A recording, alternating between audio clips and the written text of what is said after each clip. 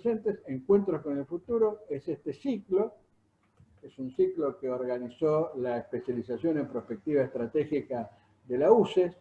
La especialización es una especialización posgrado y que tiene el apoyo dentro de la universidad de la Escuela de Negocios y del Departamento de Posgrado. Bueno, Manuel, un abrazo, gracias por estar con nosotros. Manuel Marí es uno de los docentes, junto con Andrés, de la especialización. Bueno, Manuel ya conoce a Ivonne ya conoce a Manuel, ya están en contacto. Gracias por estar acá, Manuel. Estamos dándole la bienvenida a todos y estamos entrando en funcionamiento. Bueno, Ivonne, siendo las 14 minutos, te damos la bienvenida y te voy a pedir, en realidad yo no sé si dije todo lo que podría o debería decir sobre vos, pero me gustaría que te presentes, ¿no es cierto? Como a vos te gusta presentarte a las demás personas en cuanto a lo que sería tu trayectoria, fundamentalmente por la particularidad que reviste, que casi todas las personas que han participado en este ciclo son personas que viven y trabajan en América, en Latinoamérica. En este caso, vos tenés sede en San Sebastián, en el País Vasco, tenés una consultora y quisiera que nos cuentes, más allá de hacer la presentación, que te presentes. Bienvenido. Muy bien, muchas gracias Norberto y buenas tardes, buenas noches ya desde aquí. Es un placer estar en este grupo y en estas sesiones, Norberto, y a todos los participantes y me gustaría felicitarte y felicitaros por estos encuentros, ¿no? En los que sabes que además yo intento participar los días que puedo. Me parece que las presentaciones están siendo realmente excelentes. Yo estoy aprendiendo mucho y me están sirviendo para mis propios proyectos e investigaciones. Y por tanto, bueno, pues felicitaros por mantener este grupo y por este enfoque, ¿no? de compartir experiencias. Y tal y como comentábamos anteriormente, también por la sesión de ayer, ¿no? En la que también participaste con el otro grupo de reflexión prospectiva en Argentina, y que creo que también tuvo unas intervenciones, incluida la de Jerome Glenn, nuestro director ejecutivo, pues muy relevantes, ¿no? Y estaré también muy expectante de ver las conclusiones de ese proceso, ¿no? Que puede suponer un insumo muy importante para la política pública en Argentina, ¿no? Bueno, en cuanto a la presentación, nada, yo creo que me has presentado muy bien. Simplemente una precisión que, como decías bien, bueno, yo creo que en River, en la red iberoamericana, tenemos como conoces bien, tenemos un esquema organizativo muy horizontal. Yo creo que trabajamos en red y todas las personas que participamos en River creemos en la importancia de las redes. Y efectivamente ahí estamos un grupo de personas compartiendo en estos momentos pues un poco las responsabilidades un poco organizativas, ¿no? Fundamentalmente de organizar las reuniones y bueno, ahí estamos, como indicabas, José Luis Cordeiro, Arnoldo de los Hoyos de Brasil, Fernando Ortega, Concepción Olavarrieta y yo, y tratamos de trabajar de una forma cooperativa y aportar, bueno, pues todo nuestro conocimiento. La verdad es que la idea de la red nos surgió, sin extenderme mucho, a Arnoldo, precisamente a Miguel Ángel Gutiérrez y a mí, durante una reunión del Proyecto Millennium en la República Dominicana ya hace algunos años, donde veíamos la necesidad de empezar a colaborar entre los nodos del Proyecto Millennium en el espacio iberoamericano.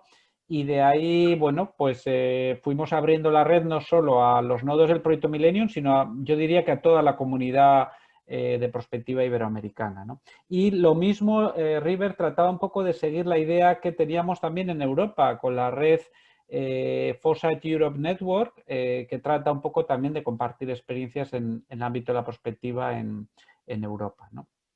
Y por lo demás, bueno, pues terminaré diciendo que tengo el privilegio de dirigir el Instituto Prospectiker, el Instituto Europeo de Prospectiva y Estrategia, y que es un instituto que ya cumple más de 3 décadas de vida. Surgió en el año 1987, siguiendo un poco los ejemplos y los modelos de la escuela francesa de la prospectiva, ¿no? Como ha ocurrido también en muchos casos en América Latina, con el profesor Mojica y con muchas otras experiencias. Y muy en colaboración pues, con Michel Godet, con Hugues de Jouvenel y con todo el movimiento prospectivista en aquel momento, los años 80 en Europa, y que bueno, pues hoy en día trata de extender esa práctica de la prospectiva a nivel internacional, y fundamentalmente trabajamos en Europa y en América Latina, tratando de, bueno, pues de colaborar y de llevar la prospectiva a la práctica, ¿no? Y no sé, tal vez no me extenderé más, seguro que tendremos tiempo de charlar más sobre estos temas en el turno de preguntas. Sí preguntarte tal vez, Norberto, ¿cuánto tiempo tendríamos ahora para la exposición? Entiendo que unos 30 minutos o así.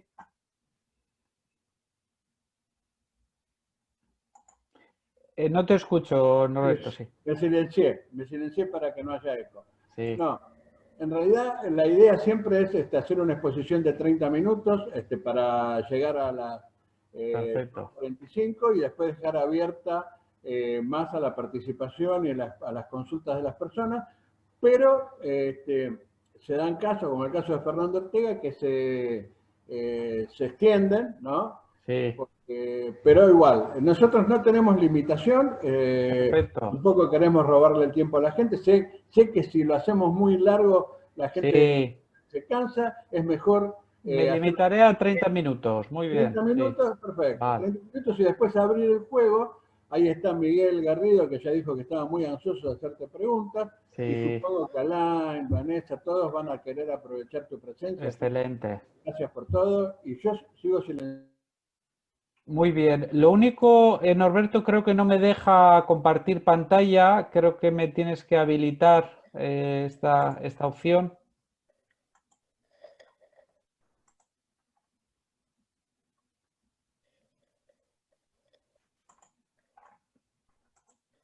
Me sigue sin dejar.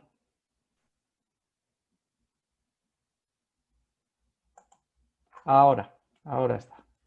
Bueno, pues vamos a ver.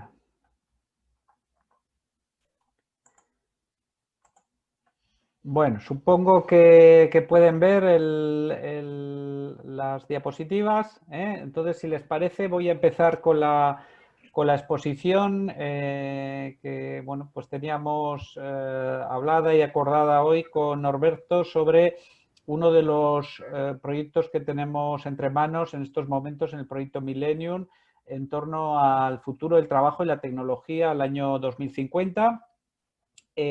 Bueno, pues se trata de una investigación que hemos venido desarrollando durante varios años y que recientemente este año ya hemos publicado los resultados, incluso en formato de libro, como pueden ver en esa ilustración, en la imagen de la parte de la izquierda, y que, bueno, pues hoy mi intención es presentarles esos principales resultados, ¿no?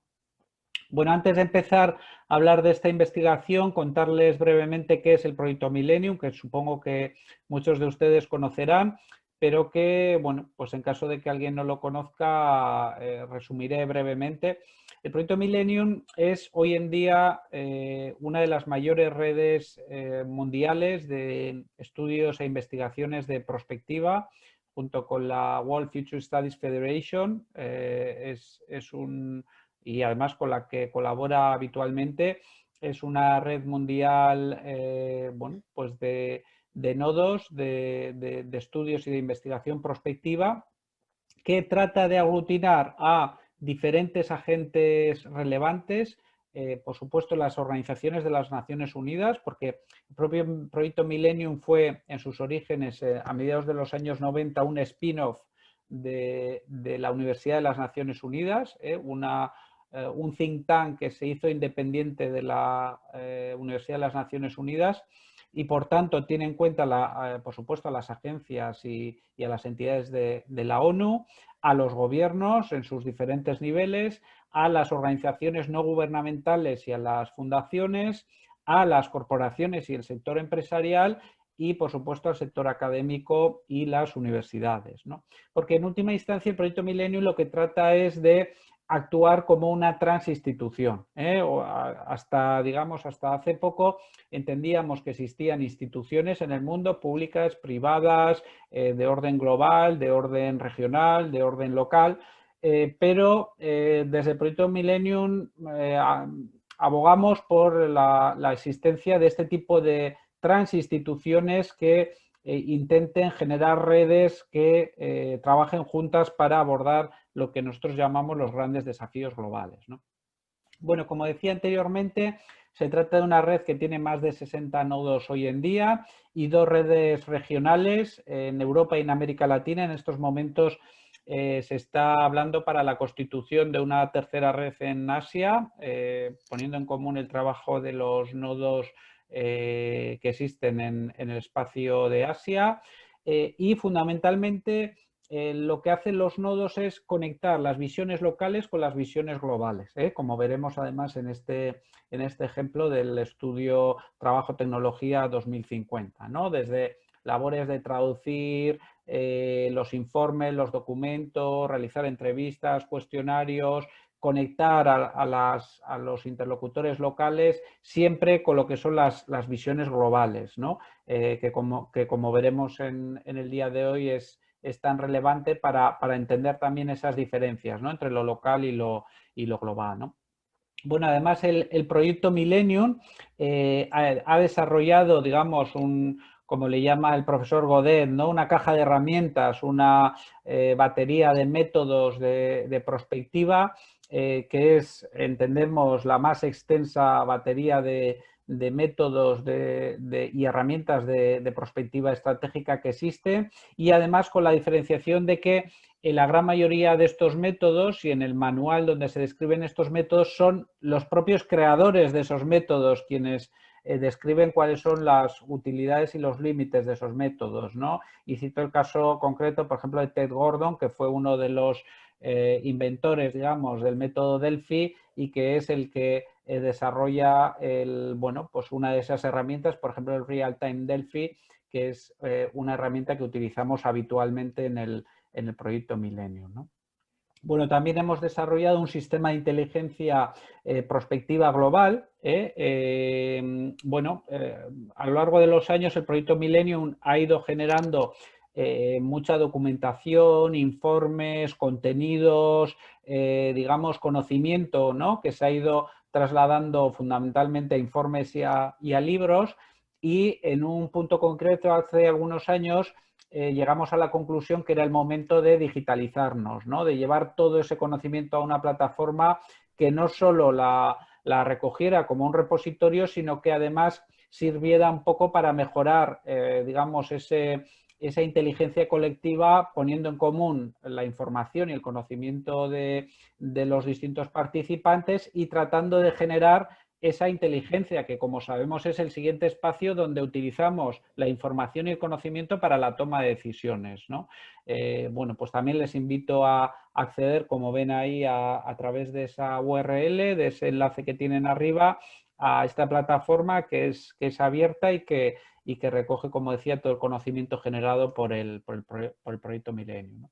Y a su vez seguimos manteniendo, aunque digamos, nos hemos digitalizado en ese proceso hace algunos años, seguimos manteniendo la publicación de libros, porque también llegamos a la conclusión de que, si bien es cierto que las plataformas digitales nos aportan muchas ventajas, también somos conscientes que muchos de los decisores a nivel global, a nivel nacional, a nivel local, siguen utilizando el papel, digamos, como herramienta de captar la información y de generar un conocimiento, ¿no? Y por tanto creemos que es importante todavía mantener los libros y el papel como digamos, herramienta para transmitir nuestras investigaciones y nuestros análisis, ¿no? Y por tanto, aquí tiene la portada del libro del Estado del Futuro, la última versión, donde, entre otros elementos, se incluye en el capítulo 4 las conclusiones de este estudio de tecnología, Trabajo Tecnología 2050. Y que, por cierto, este libro el año pasado fue designado como el mejor libro de la prospectiva por la Asociación Profesional de Futuristas, ¿no? Bueno, y en general, ¿cuál es el esquema principal?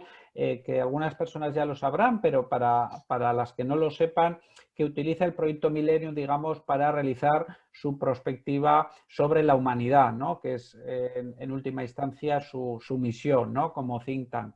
Bueno, el proyecto Millennium ya en los años 90 definió, a través de un proceso de investigación que llevó bastante tiempo y de unas metodologías muy rigurosas, lo que entendía que era el mapa de los 15 desafíos globales, ¿no?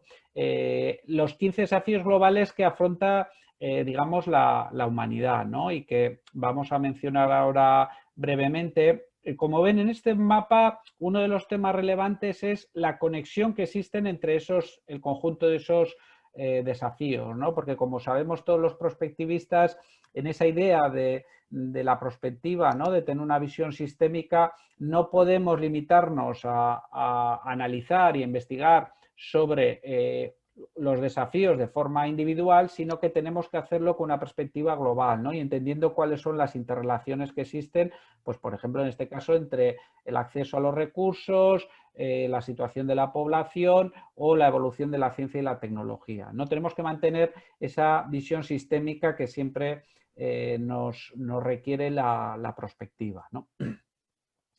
Bueno, estos 15 desafíos globales, hoy en día, cuando ya existe, digamos, en la vida pública, ¿no? Un conocimiento generalizado sobre lo que son las agendas globales, ¿no? Y en concreto sobre la Agenda 2030 o lo que se llaman los Objetivos de Desarrollo Sostenible o Sustentable, los 17 ODS al año 2030 de las Naciones Unidas.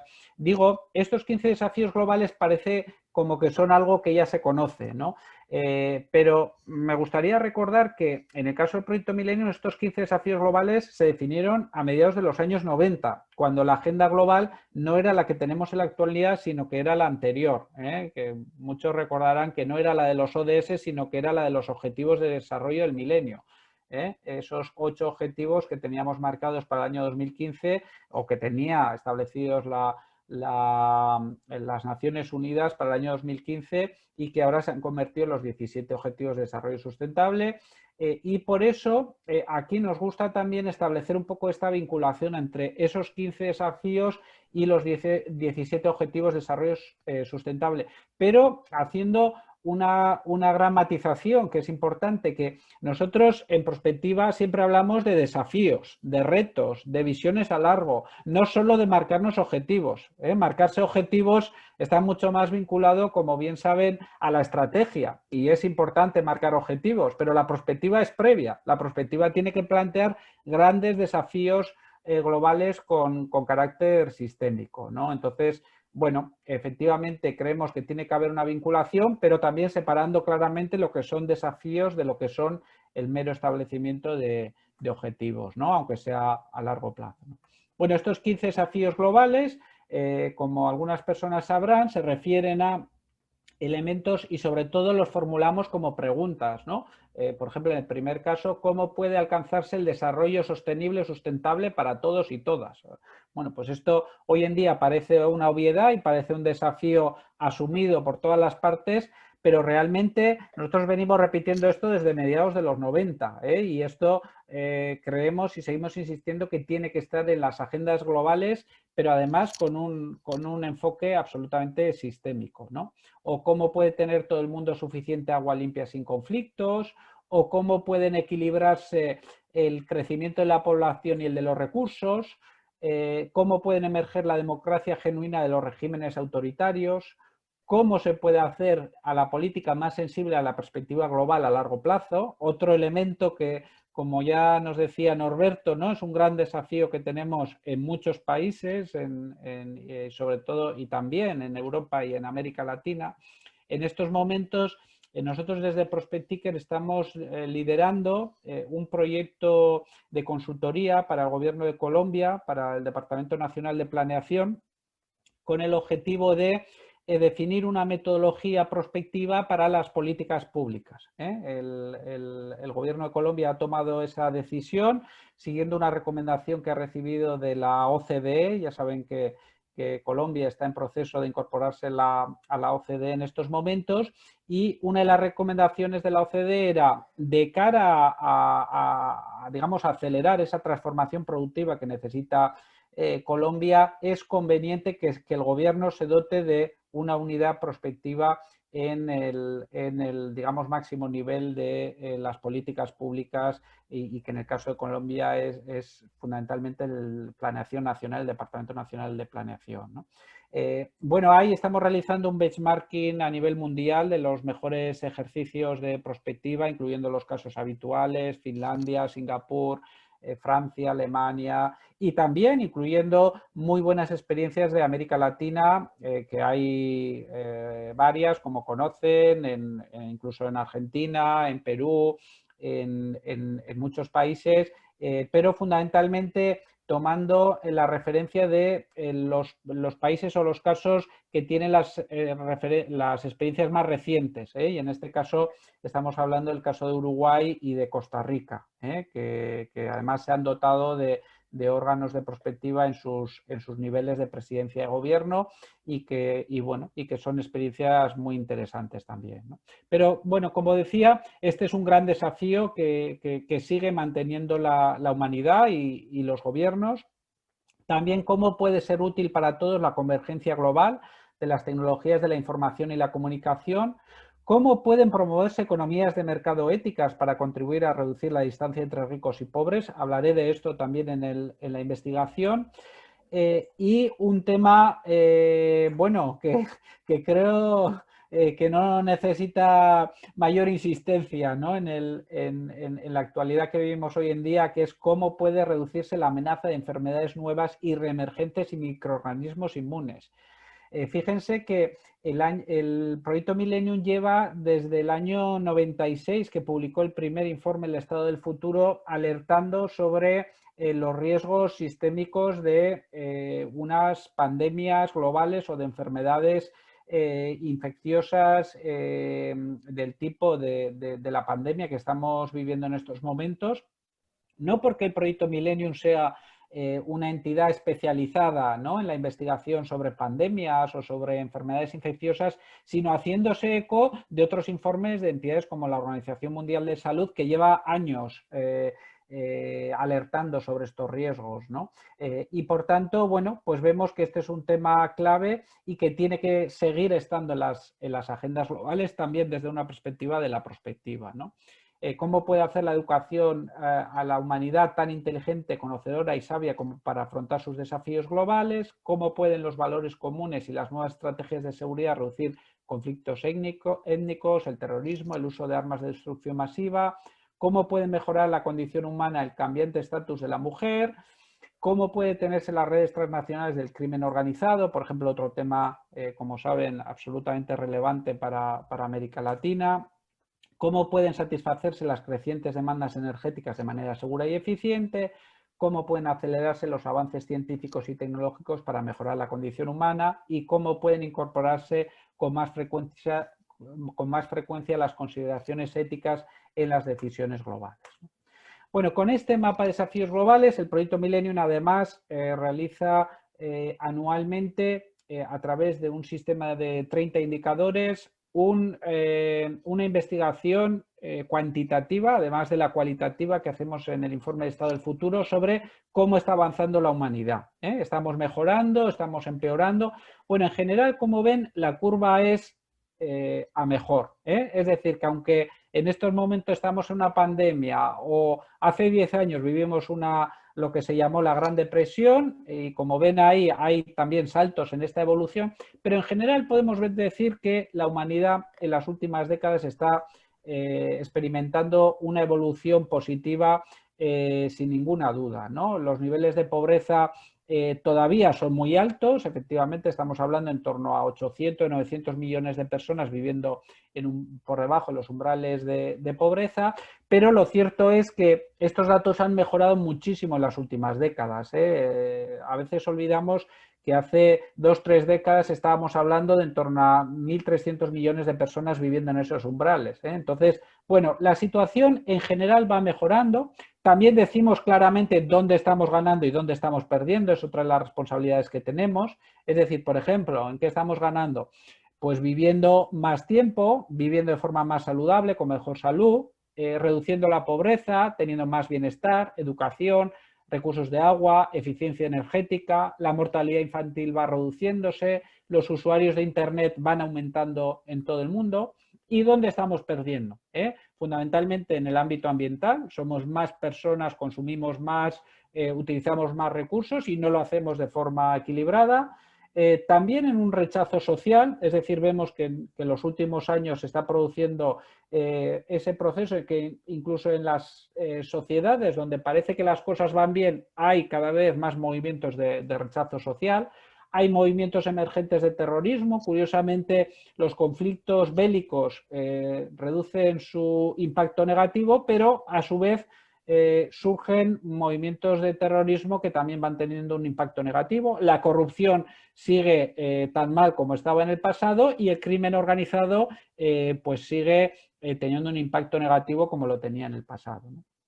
Y a su vez no nos quedamos solo en decir la fotografía, sino que el proyecto de Millennium trata de lanzar propuestas y estrategias sobre estos temas, ¿no?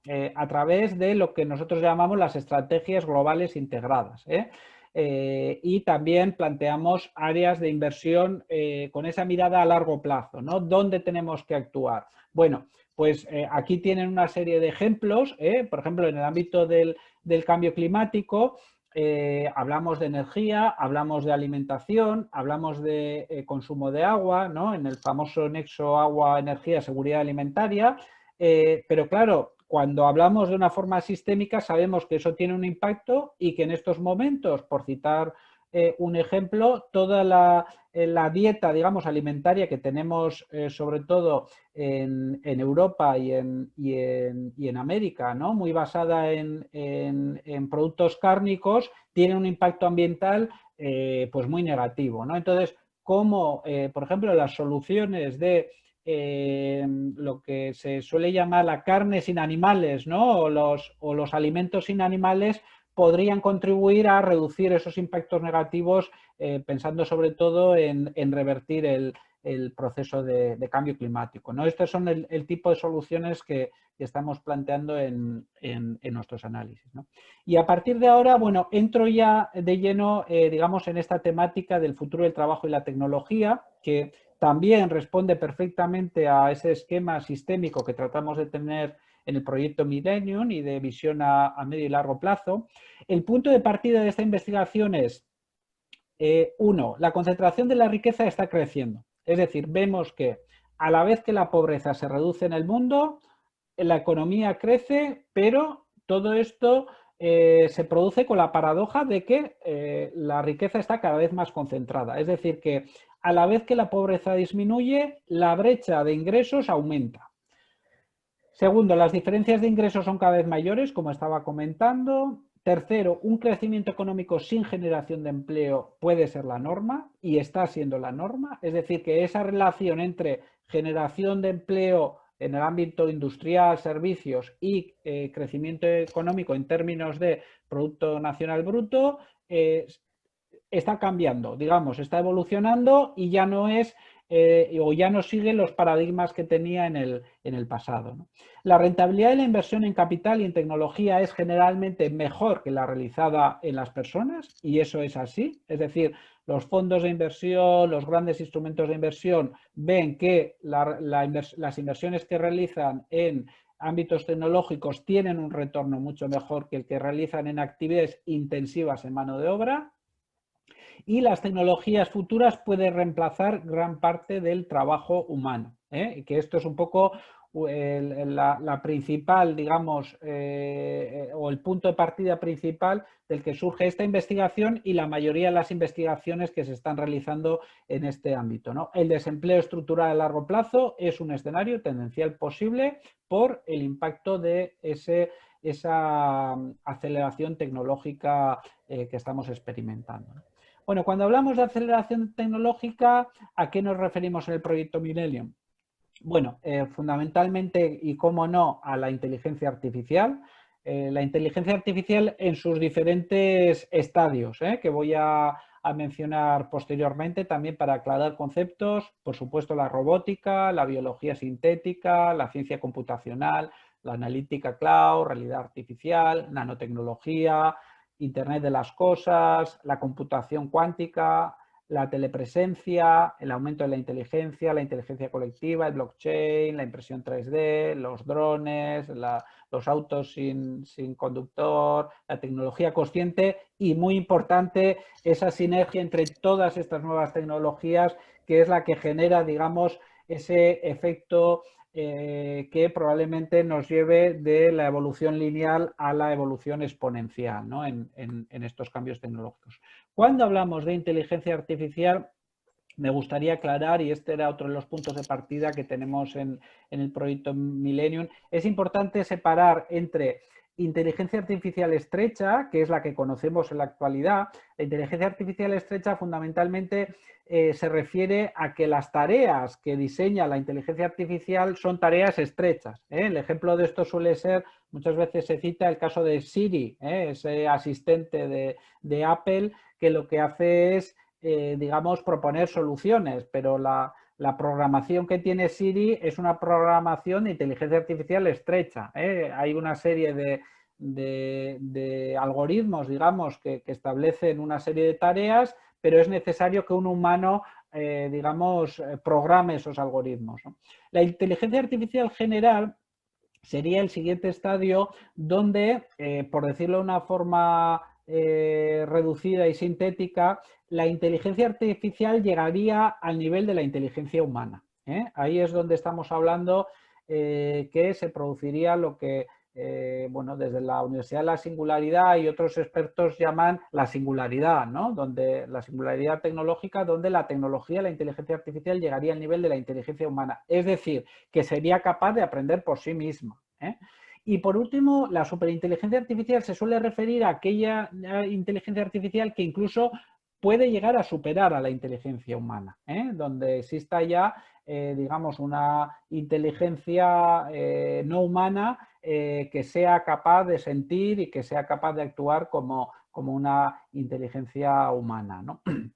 Bueno, aquí el punto relevante, y por no confundir los debates, es que nosotros no somos expertos en inteligencia artificial en el proyecto Millennium, pero a través de las metodologías prospectivas, lo que los expertos en inteligencia artificial nos dicen es que ellos mismos no saben exactamente cuándo se van a producir estos estadios. O sea, esas, digamos, proyecciones apocalípticas, ¿no?, sobre que podemos llegar a una superinteligencia artificial en el año X, pues realmente los mejores expertos no saben si realmente va a ser así, porque hay tanta incertidumbre sobre cómo está evolucionando esta tecnología que es muy difícil determinar exactamente cuándo va a ocurrir eso y hasta dónde se va a llegar, ¿no? Bueno, pero eso no nos impide o no nos debería omitir que algo cercano a esa inteligencia artificial podría llegar a ocurrir y esto, bueno, pues podría tener sus ventajas y sus inconvenientes. Entre las ventajas, aquí solemos poner un ejemplo, ¿no? Es decir, si por ejemplo un avatar personal de inteligencia artificial pudiera hacer nuestro trabajo, ¿no? Es decir, mientras nosotros estamos tomando la siesta o descansando, esa inteligencia artificial se encargaría de hacer nuestras tareas e incluso podría generarnos unos ingresos para que nosotros nos pudiéramos dedicar a hacer, digamos, actividades más lúdicas o desarrollar nuestros verdaderos intereses y competencias y, por tanto, cambiaría la propia naturaleza del concepto de trabajo, ¿no?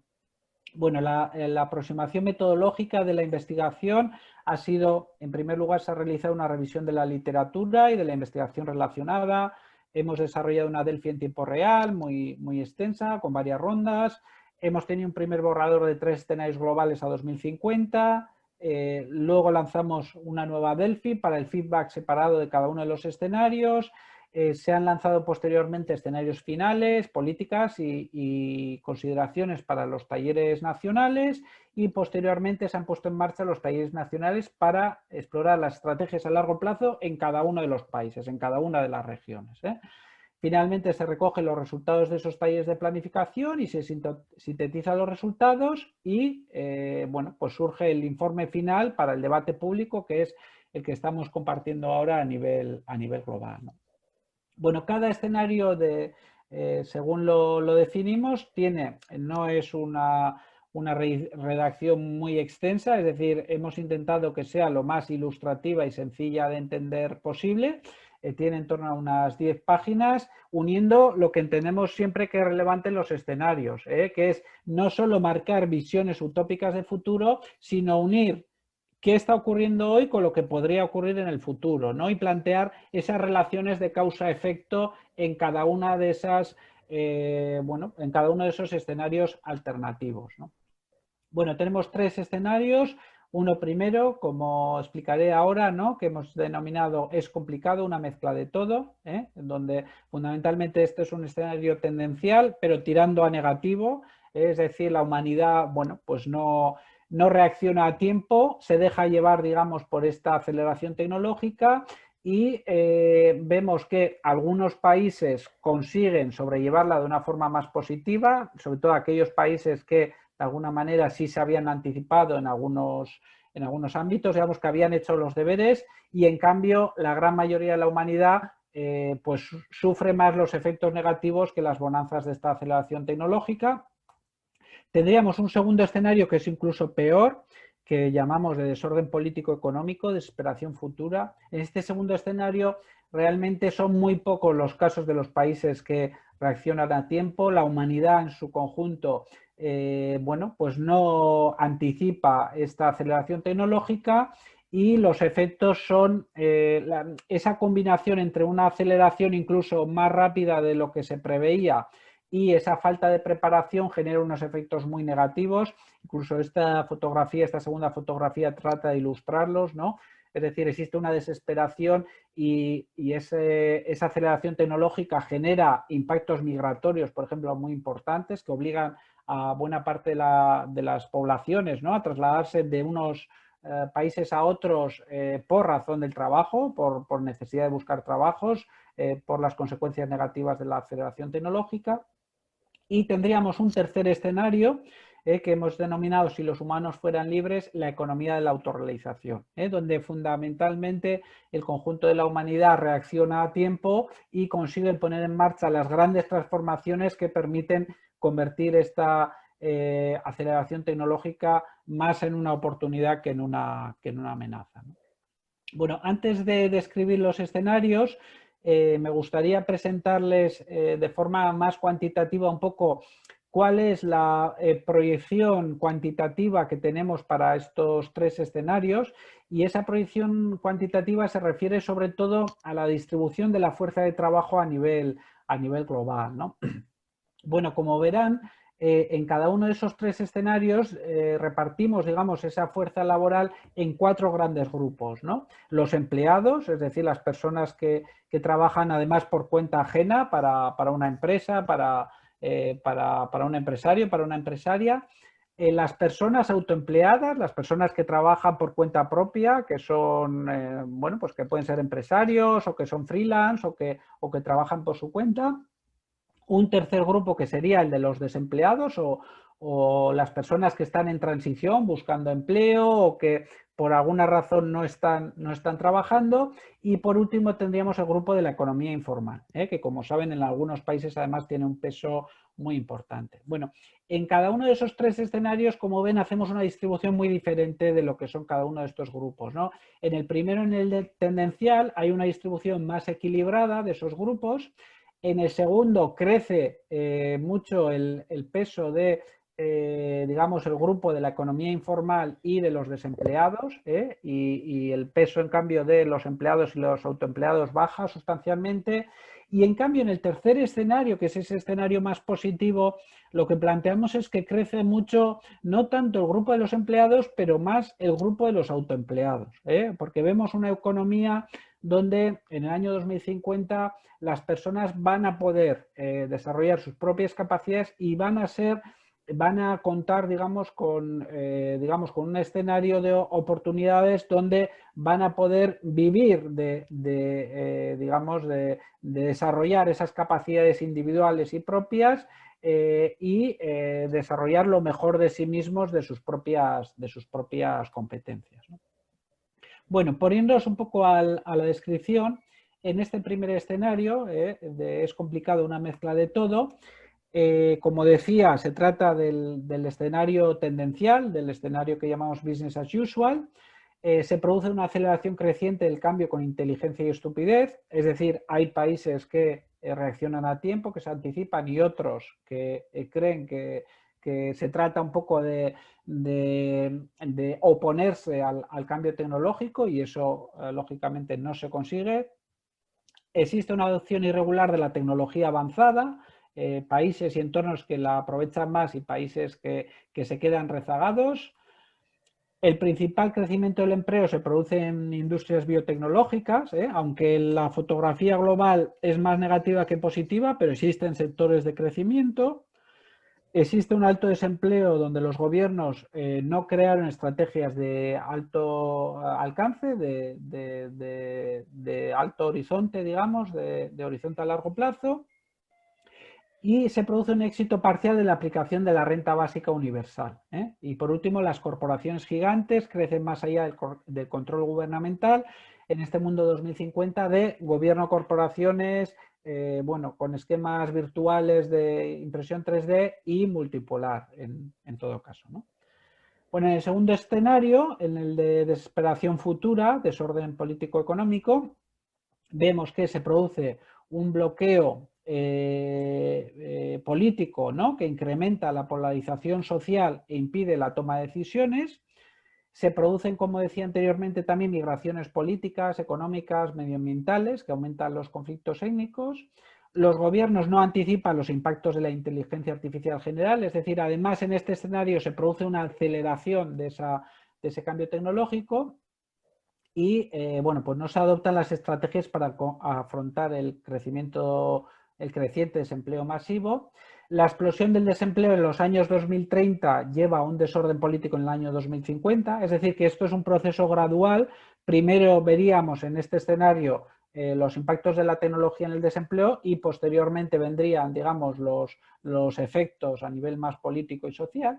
Los sistemas financieros no pueden soportar el envejecimiento, se producen además crisis financieras y, por último, el orden mundial se ha deteriorado en una combinación de estados-nación, megacorporaciones, incluso milicias locales, grupos terroristas y crimen organizado, ¿no?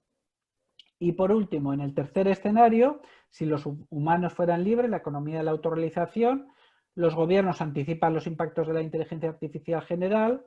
Se realizan investigaciones extensas sobre cómo implementar sistemas de renta básica universal, porque sabemos que no se trata solo de implantarla, esto necesita un proceso complejo y que tenemos que...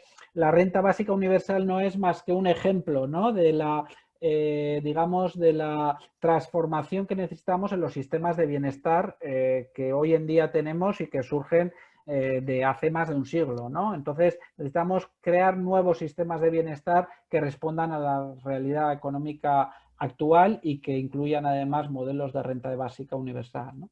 La inteligencia creciente se convierte en un objetivo de la educación, que esto también es absolutamente fundamental para llegar a este tercer escenario. Se promueve el autoempleo y los artistas, los referentes mediáticos y del entretenimiento contribuyen al cambio de la cultura del empleo a la economía de la autorrealización. Hay todo un cambio cultural para pasar de esta idea de a mí me dan un trabajo a yo soy el que genero el trabajo, yo soy el que busco mercados, yo soy el que utilizo las tecnologías para generar oportunidades. Bueno, de todo esto, y terminaré con esto, y de todos los talleres que se han desarrollado a nivel global, hemos generado un listado de estrategias a largo plazo que habría que poner en marcha a nivel global y a nivel regional y nacional en 5 grandes ámbitos: en ciencia y tecnología, en gobierno, en políticas públicas, en empresa y trabajo. Por supuesto, las empresas también tienen una responsabilidad. En el ámbito de la cultura y el arte hay que cambiar la cultura dominante actual y, por supuesto, y claramente en el ámbito de la educación. Esta transformación no puede ocurrir sin que actuemos en el ámbito educativo en todos sus niveles, ¿no? Es decir, hemos generado una lista de más de 100 acciones y estrategias que proponemos a nivel global y a nivel nacional y regional, ¿no? Y no solo de STEM, no solo hablamos de aplicar más las ingenierías, la tecnología, etcétera, etcétera, ¿no? Sino que tiene que ser una visión mucho más integral y global, ¿no?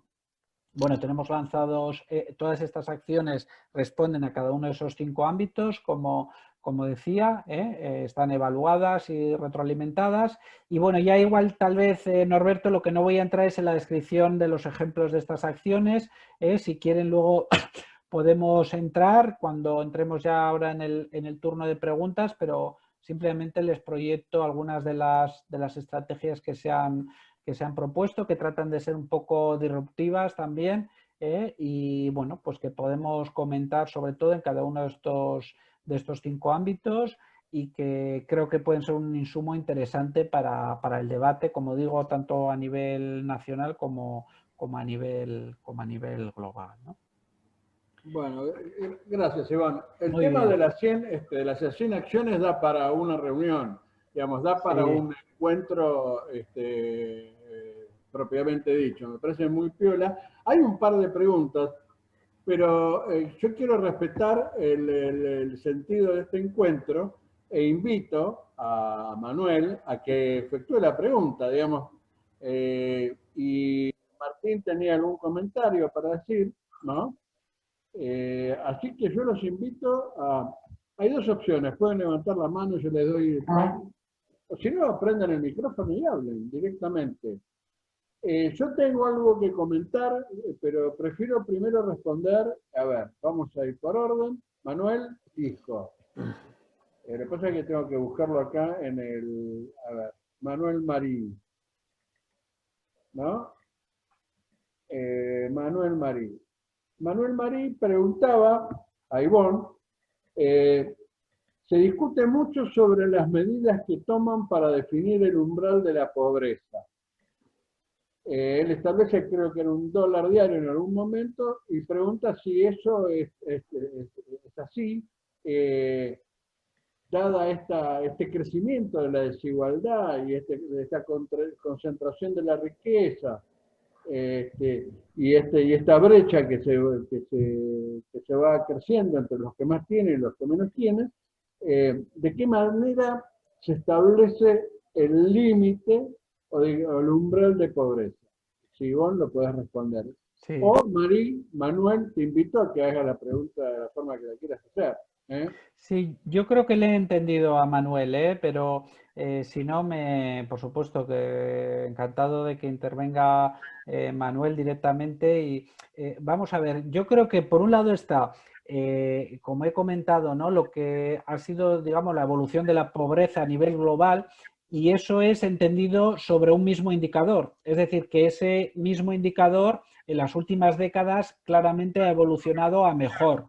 Y si hablamos de que hace 2 décadas había 1.300 millones de personas en ese indicador, ¿no?, por debajo del umbral de pobreza, y hoy en día hay 800 millones, es sobre un mismo indicador, ¿no? Entonces, ahí la evolución es claramente positiva. Otra cosa es lo que dice Manuel, ¿no?, que si ese indicador es el adecuado o no hoy en día.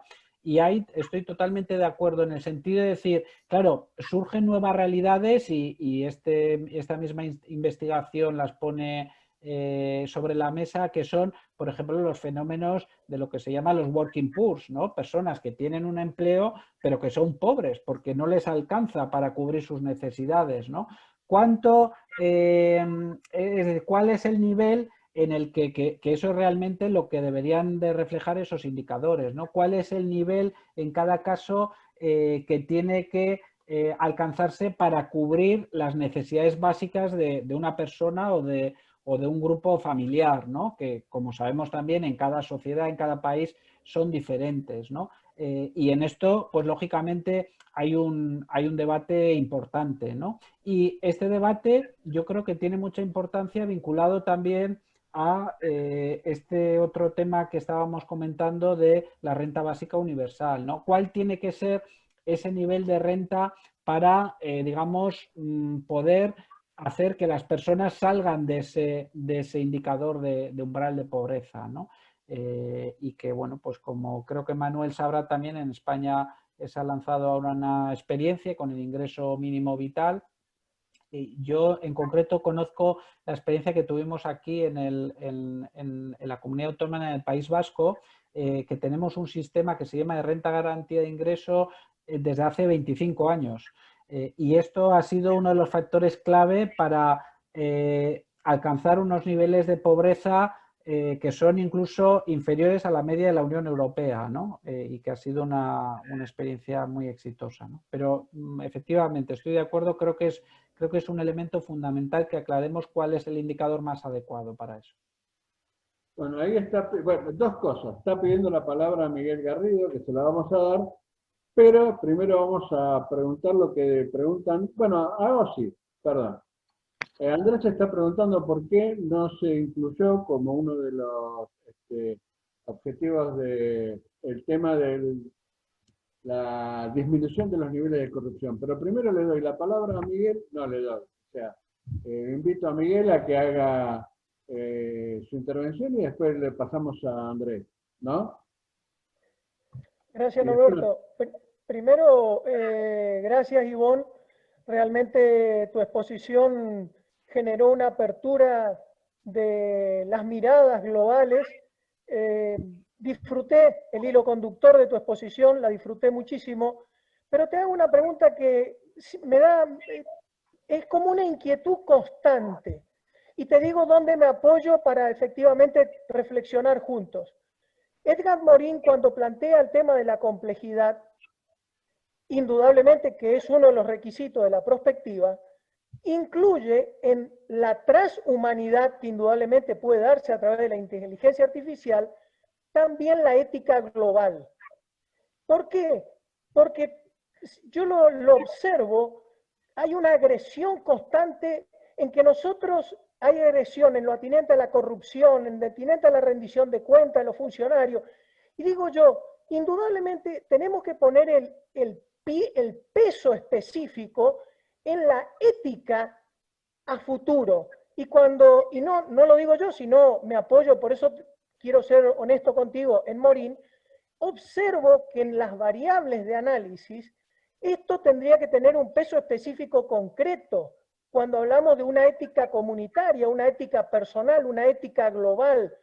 Indudablemente observaba las variables, sobre todo, ¿sabe por qué te digo, Ivonne? Porque en el tema del trabajo tuvo que aparecer la Iglesia Católica con las encíclicas, Quadragésimo Ano, las encíclicas, donde indudablemente tuvo que poner un freno a lo que indudablemente significaba el avance tecnológico. Frente a ese avance tecnológico, ¿dónde va a estar el sentido de humanidad? Y ahí es donde indudablemente quiero que me ayudes, porque es grande el respeto intelectual que tengo sobre tu persona, ¿dónde va a estar ese equilibrio donde ante el avance tecnológico, los decisores, sobre todo gubernamentales, dónde van a poner la base ética y el cuidado ético para cuidar a la humanidad? Porque estoy más preocupado por la humanidad que por la tecnología. O sea, esa es la reflexión y sobre todo agradecerte infinitamente por este hilo conductor que has expresado. Gracias, Ivonne. bueno, ahí están pidiendo, Manuel pidió si podemos contar la presentación. Va a estar la filmación, Manuel, como todo. Tengo que aprender cómo subirla a YouTube, pero la vamos a tener. Igual le pido ahora formalmente a Ivonne que me la envíe. Andrés, Sí. tu intervención.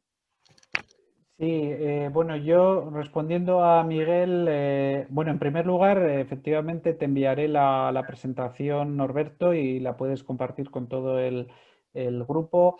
Y Miguel, bueno, pues muchísimas gracias por esta pregunta porque me parece absolutamente fundamental, ¿no? Y a nosotros en concreto en el proyecto Millennium nos marca el siguiente paso de esta investigación, ¿no? Porque aquí estamos hablando de muchas cosas, ¿no? En esta reflexión sobre el futuro del trabajo y la tecnología, como no puede ser de otra manera, ¿no? En perspectiva, tratamos de tener esa visión sistémica y de los elementos de complejidad, ¿no? Y así tiene que ser. Pero efectivamente uno de los elementos más importantes es ese que has indicado, ¿no?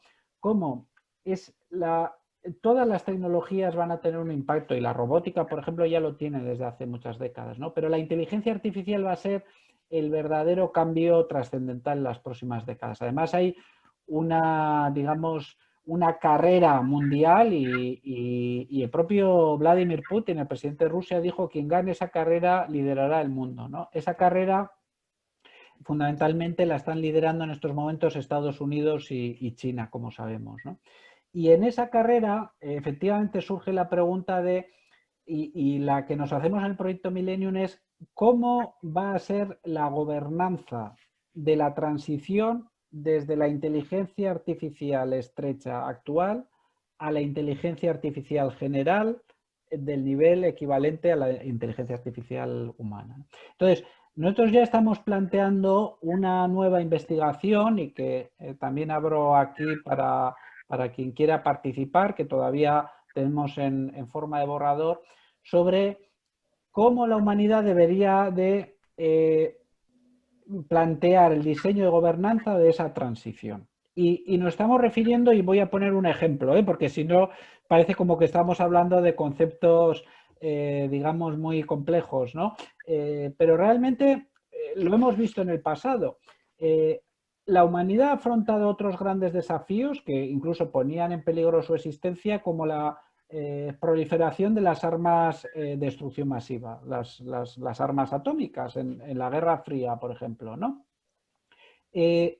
Claro, cuando la humanidad y las grandes potencias fueron conscientes de que eso era una amenaza global para la propia existencia humana, llegaron a una serie de pactos de mínimos, una serie de acuerdos globales, una especie de gobernanza mundial, donde dijeron: bueno, vamos a marcar unos límites a la proliferación de estas armas de destrucción masiva. A pesar de que reconocemos que tenemos esas armas, vamos a establecer una serie de límites. Y no solo llegaron a una serie de acuerdos, sobre todo las dos grandes potencias entonces, la Unión Soviética y Estados Unidos, sino que crearon unas estructuras como la Agencia Atómica Internacional que trataban de velar de forma global por el cumplimiento de esos acuerdos mundiales, digamos, ¿no? Que tenían una trascendencia total en la propia humanidad y en la existencia de los seres humanos, ¿no? Entonces, la pregunta que nos hacemos ahora en el proyecto Millennium es: ¿podríamos plantear algo similar hoy en día referido a la inteligencia artificial? ¿Podríamos plantear la necesidad de que como humanidad tengamos que diseñar modelos de gobernanza para esa transición que se va a producir en la inteligencia artificial desde la estrecha a la general? Y todo eso nos podría llevar a tener que crear una agencia mundial de gobernanza de la inteligencia artificial o algo similar.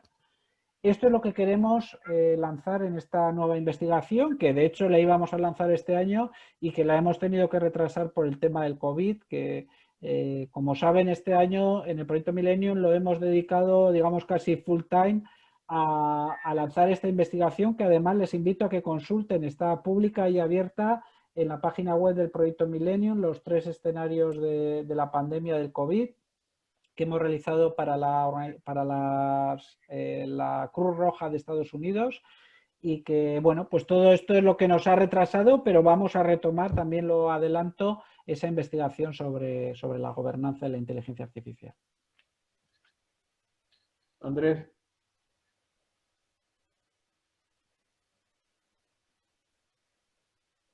Bueno, Andrés, lo que Sí, hola. Ah, bueno, Andrés. Sí. Hola, Norberto. Buenas tardes para todos. Buenas tardes, Ivonne. Mi pregunta está enfocada a por qué dentro de los desafíos no se incluyó la disminución de la corrupción, cuando es un problema mayor en estos tiempos. Bueno, Andrés, pues fundamentalmente porque tal vez los títulos a veces son un poco reduccionistas, ¿no? Pero desde luego la corrupción, ya te digo que está ahí. Y sobre todo está en el desafío vinculado al crimen nacional, transnacional organizado, ¿no? Es decir, nosotros concebimos la corrupción no como una pequeña trampa que hace un funcionario en un caso concreto, sino como a una práctica ya sistematizada y de gran escala de corromper, digamos, la actividad fundamentalmente en el espacio público, ¿no? Y eso claramente está vinculado al crimen nacional, al crimen transnacional organizado, ¿no? Estamos hablando ya de grandes redes, ¿no? de corrupción, como además creo que los casos más conocidos en América Latina, ¿no? Con el caso de Brecht, etcétera, etcétera, reflejan que hablamos más de crimen transnacional organizado que no de un mero caso de corrupción individual, ¿no? Pero lo tenemos ahí, y claramente es, yo diría, uno de los grandes desafíos que tiene la humanidad y, si me lo permiten, uno de los principales en América Latina, además. Claro, yo diría que debería colocarse un título específico para la disminución de la corrupción entre los distintos desafíos en negrita, con mayúsculas y en tamaño 60, porque es un desafío que genera muchísimas otras problemáticas. Ahora, por otra parte, y yo aprovecho para hacer otra pregunta ahí, es la situación del trabajador en muchos estudios de prospectiva yo veo que no está tan bien contemplada de manera explícita. Puede que se contemple como en este caso la corrupción que está implícita en otros desafíos, pero la situación del trabajador está cada día más desvalorada y en una posición inferior. ¿Me explico? Sí. Si pudiéramos dividir a la sociedad entre el gobierno, el trabajador, los empresarios y los desempleados, los que están más desfavorecidos y más vulnerables son los trabajadores, porque el trabajador, fruto de su esfuerzo, que además es el que genera valor para la sociedad, parte de ese fruto de ese esfuerzo, casi el 50%, se va para impuestos, que por la corrupción yo diría que se van para los políticos. Otra parte se la roban buena parte de los desempleados que deciden entrar en la delincuencia. Tiene que estar protegiéndose de que no lo roben, de que no lo atraquen. En América Latina el nivel de inseguridad es alarmante. Entonces, en esa medida, cada vez el trabajador está más desprotegido. Y como mencionaba, no veo en estudios de prospectiva que se aborde explícitamente esta situación. Y si seguimos así, la verdad que vamos para un escenario como el escenario 2 que tú comentabas. Y por eso yo ponía ahí en los comentarios, el escenario 2 parece ser el tendencial, gobernado por las grandes corporaciones, por un lado, y por las estructuras de delincuencia internacional. Sí, Andrés, me parece muy acertada tu reflexión.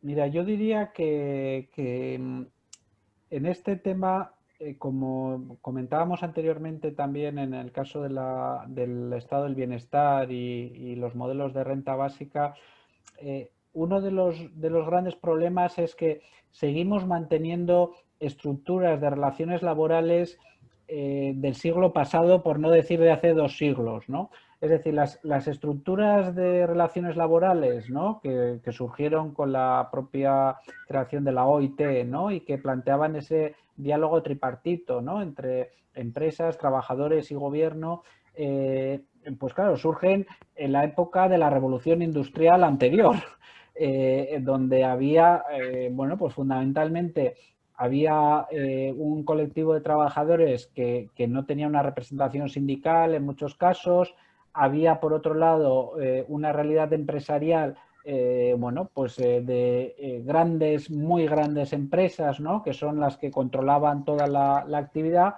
y había gobiernos que en general pues no actuaban en la economía y menos en las relaciones laborales, ¿no? Y de ahí surge, digamos, la OIT y toda la idea del diálogo tripartito, ¿no?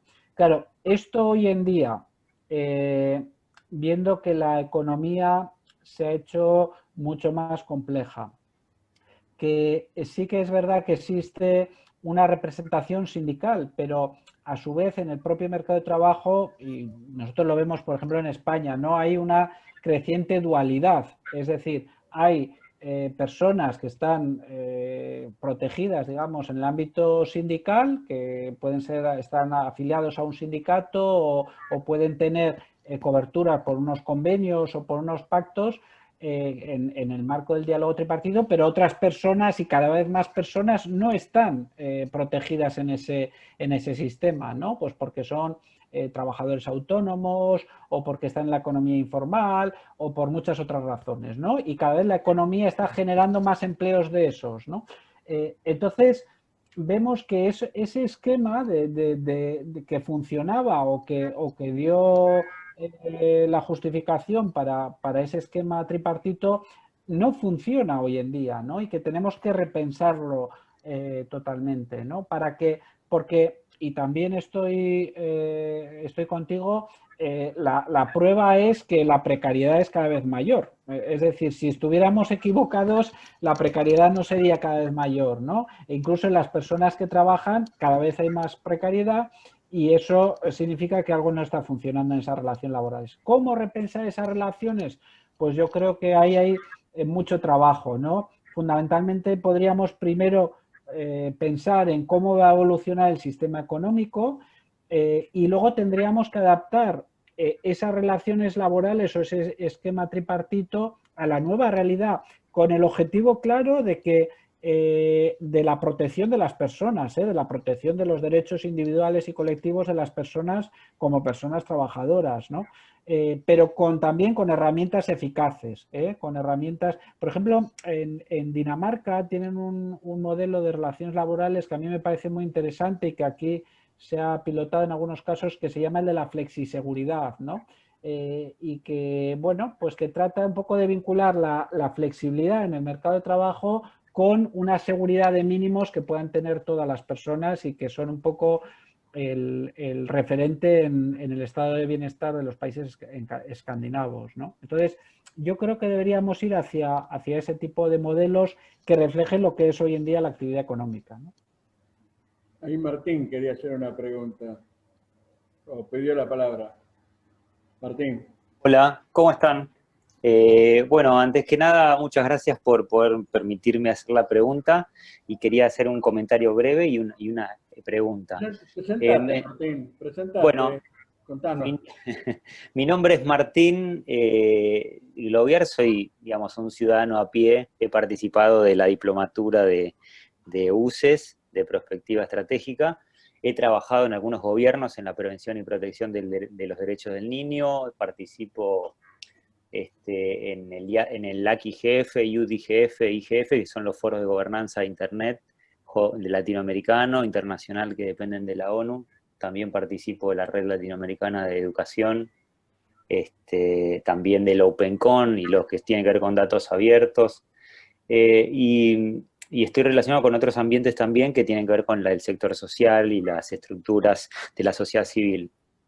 Pero para no detenerme tanto en ninguna presentación, porque no era mi idea, solamente yo quería hacer algunos comentarios relacionados a lo que dijo Miguel y también a lo que dijo Andrés, y que es la preocupación que, por lo menos en mi caso, yo tengo hace bastante. Al estar relacionado con muchas estructuras a nivel internacional, locales, y estar viendo un poco lo que viene pasando en estos últimos años, en relación a la ética. Por ejemplo, yo quise desarrollar un congreso de ética general, por ejemplo, ética y tecnología, ética y computación, ética y medicina, pero no he tenido mucha repercusión en las consultas como para poder generarlo, y veo un conflicto bastante grande entre estos dos mundos, que es entre la ética y la inteligencia artificial, y mi razonamiento era bastante simple. Digo, cuando uno tiene un interés de una tarjeta de crédito, ¿qué pasa? Un día, o sea, un interés compuesto, ¿no? En matemática eso es como vos tenés una base, esa base se recalcula y se vuelve a aplicar un interés sobre la nueva base. Entonces eso lo transforma en no lineal, digamos, ¿no? En más tirando exponencial, por decirlo de alguna manera. Entonces, digo, uno tiene un día que está bien, otro día está mal, otro día está triste, otro día no tiene ganas de trabajar. Sin embargo, el interés calcula matemáticamente parejo, progresivo. Y eso es la complicación que yo veo en la inteligencia artificial. En mi poco conocimiento de la inteligencia artificial, con toda la gente que he hablado, que realmente en todo el mundo sabe muchísimo, y de hecho hay un español que es uno de los que más sabe, me dijo que lo único que le falta a la inteligencia artificial hoy en día es el comprender la metáfora. O sea, a nivel humana, que es lo que nosotros comprendemos, por ahí que le cuesta un poco a la inteligencia artificial. Ahora, mi pregunta es que, digo, frente a este panorama, como decía Andrés en relación a corrupción y Miguel en relación a la ética, digo, si las máquinas van a programar máquinas, como lo están haciendo ahora, o sea, todo lo que tiene que ver con redes neuronales y bueno, en fin, otros temas, y otra conclusión es que para mí la herramienta se mide por quién la opera y no por la herramienta per se, digamos, tendría que haber o debería haber un peso, como decía Miguel, específico, muchísimo más grande en relación a la ética, porque, digamos, si a un niño le damos un láser, digamos, nada bueno va a pasar, generalmente. Entonces, digo, mi preocupación está radicada mucho ahí, y digo, en los ambientes, Ivonne, que vos te relacionás, que vos ves en relación a la perspectiva estratégica en el mundo, en España, con los vínculos que vos tenés, ¿notás cierta preocupación o cierto interés por estos temas? ¿O en realidad notás que es algo circunstancial que se menciona como para incluirlo dentro del plato y no es algo que ellos lo sienten como muy importante? Me gustaría más que nada tu opinión de lo que vos ves del estado del arte, de la perspectiva. Bueno, muchas gracias, Martín, porque yo creo que es otra pregunta fundamental, ¿no? Todo el tema de la ética y una pregunta fundamental y muy compleja, ¿eh? Yo antes he dicho que no soy experto en inteligencia artificial y ahora voy a añadir que no soy experto en ética, que es otro ámbito muy complejo, pero voy a dar un ejemplo de lo que estamos hablando, ¿no?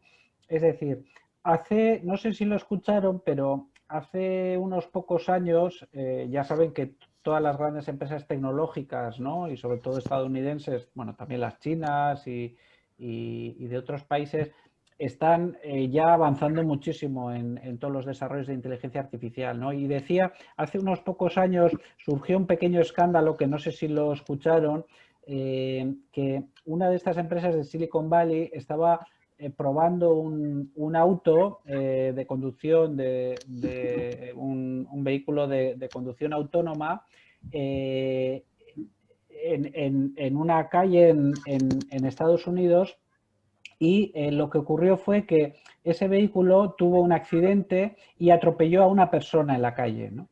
Y no recuerdo si esa persona además llegó a fallecer.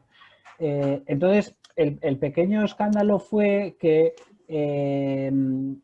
digamos, claro, se puso en cuestión si esa inteligencia artificial y si esas pruebas piloto eran positivas o ya podían ser un ejemplo de lo peligroso que podía ser la inteligencia artificial, ¿no? Al poco tiempo se supo que en ese vehículo había un humano, en concreto era una mujer, que estaba encargada de actuar en caso de que el algoritmo y la inteligencia artificial tuviera algún error, ¿no? ¿Qué es lo que ocurrió en la práctica? Que esa persona, cuando el peatón, digamos, salió a la calle y el vehículo no pudo reaccionar y le atropelló, claro, esa persona tenía que haber actuado, tenía que haber frenado el vehículo, ¿no? Y no lo hizo porque parece ser que esa persona estaba utilizando su celular, que es algo muy humano. Es decir, cometió un error, estaba utilizando su celular y entonces no actuó. Y entonces fallaron la inteligencia artificial y la inteligencia humana. Fallaron las dos. Y como resultado de eso hubo un atropello. Y hablando de este caso, el año pasado yo estuve presentando esta investigación en Bogotá, en la Escuela de Gobierno de la Universidad de los Andes, donde estuvimos hablando mucho sobre no solo el tema de la inteligencia artificial, sino todo el tema del Big Data. Y en aquel evento, en aquella conferencia, se lanzaron una serie de preguntas al público, ¿no? Que de hecho una estaba relacionada con este tema y era una pregunta además real que se había hecho un fabricante de vehículos, que era: si un fabricante de vehículos tiene que programar un algoritmo, ¿no?, para garantizar la seguridad, ¿no?, y en ese algoritmo tiene que introducir una serie de órdenes. Claro, en esas órdenes ya empiezan a surgir los conflictos éticos. Por ejemplo, si el algoritmo que diseña ese fabricante tiene que elegir que en un caso de accidente el vehículo y la inteligencia artificial tiene que decir si salvar al conductor del vehículo o salvar a un peatón o a una persona que está caminando, ¿a quién salva? ¿Cuál es la prioridad? ¿Es el propietario del vehículo o es la persona que está afuera, que también tiene sus propios derechos, ¿no? Entonces, aquí hay muchísimas preguntas de carácter ético, como dices, que es muy complejo resolverlas, ¿eh? También es verdad. O sea, no podemos decir, bueno, pues si no es capaz de salvar a las dos, entonces no utilizamos la inteligencia artificial. ¿Por qué? Porque también somos conscientes que la inteligencia humana falla y los accidentes, sobre todo, los provocamos los humanos. Eso no lo podemos olvidar. Entonces, vuelvo a decir, yo no soy experto en ética, pero este tema es extraordinariamente complejo y extraordinariamente importante, no lo podemos obviar en el desarrollo de esa inteligencia artificial, ¿no? Y por eso creo que también este otro tema que he comentado anteriormente de realizar una investigación en profundidad sobre cómo vamos a diseñar esa gobernanza de la inteligencia artificial actual a la futura, a la general, es absolutamente fundamental, y ahí tenemos que incluir, como propones, el tema de la ética, claramente. Yo creo que para agregar una pequeña cosita nomás, que digamos, ese experimento de los autos fue algo que fue muy interesante sobre digamos, cuál es el criterio con el que la inteligencia define. Y el gran conflicto radica, me parece, más allá de la complejidad de lo que es la ética y la inteligencia artificial, que por supuesto yo tampoco soy especialista, es que, digamos, los mismos programadores, los ingenieros, en el fin último y profundo, no tienen ni idea lo que hace el algoritmo en el fondo, porque eso es lo que todos te comparten. Dicen, bueno, nosotros damos determinadas reglas, le podemos poner las 3 reglas de Asimov, como se llama también, que bueno, los 3 principios de la inteligencia artificial, que tienen que no lastimar a la persona, la segunda no tiene que contradecir a la primera, bueno, hay una serie de leyes que hay, pero digamos, al ellos no conocer la profundidad exacta de lo que están haciendo, y después ese algoritmo a su vez programa otros algoritmos, o máquinas programan otras máquinas, digamos, es como encender una mecha de una complejidad que nosotros no estamos ni siquiera quizás preparados para absorber, incluso en términos intelectuales, ¿no? Ni siquiera me refiero en términos éticos o, digamos, vamos a decirlo así, o blandos, o más espirituales, o morales. Entonces digo, si no tenemos el conocimiento preciso, me parece que es más interesante poner un freno. Lo que pasa que es muy difícil poner ese freno porque lo dictamina el poder geopolítico o la economía o otros intereses, y bueno, y ahí estamos un poco en esa ecuación medio extraña. Sí, es cierto, Martín, pero vuelvo, digamos, a lo que he dicho antes, está el ejemplo con las armas de destrucción masiva, la guerra nuclear. Es decir, en aquel caso también, aunque fueran los humanos los que activaran los procedimientos, había un riesgo altísimo de que hubiera un conflicto nuclear, ¿no? Entonces, la respuesta, como indicas muy bien, fue establecer unas normas, establecer una gobernanza, que no es perfecta, pero que por lo menos, digamos, gobierna y marca los criterios para todo este tipo de evoluciones tecnológicas, ¿no? Y es por eso que creo que tenemos que investigar en eso, tenemos que diseñar muy bien cómo se debe hacer esa gobernanza, ¿no? Porque frenar efectivamente es una opción, pero pero con frenar tampoco estamos dando una solución, ¿no? Tenemos que marcar efectivamente unos límites y decir cómo en cada caso, bueno, pues esa inteligencia hay que limitarla en algunos casos, en otros casos orientarla hacia otros ámbitos, etcétera, etcétera, ¿no? Bueno, yo creo que hay preguntas que más que una respuesta ameritan un debate, digamos. Yo creo que hay preguntas que lo que hacen, uno no puede elaborar una respuesta, sino decir, bueno, hablemos sobre este tema. A ver, yo me voy a meter en un lío. Estamos hablando de la ética y inteligencia artificial cuando nosotros en estos días vamos a discutir la ley del aborto. A veces digamos, no nos adelantemos, ¿no es cierto? Yo creo que en algún momento se discutirá, se debatirá ese tema. Yo creo que, a ver, voy a hacer una reflexión personal, les pido por favor, Ivonne, te pido un minutito. Yo creo que la mente, o sea, el cerebro hace muchos años, le da señales al hombre para que lo comprenda, para que lo entienda. Digamos, hace la computadora y empieza a funcionar, a comprender el hardware, el software, cómo la computación le enseñó al hombre comprender de alguna manera cómo funciona el cerebro.